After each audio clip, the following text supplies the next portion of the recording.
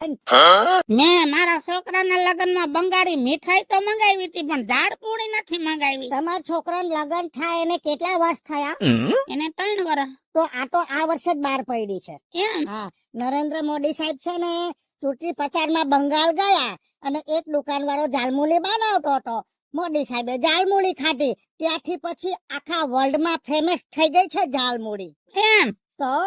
તો મોદી સાહેબે ખાધી ને તો તમારે ખાવી જ છે. આપણા દેશના વડાપ્રધાન ખાય પછી આપણે તો ખાવું જ પડે ને.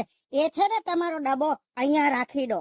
ડબ્બો નથી, આ બરની અથાણાની બાયણી છે. બરની અમે લોકો બરની કીએ ને.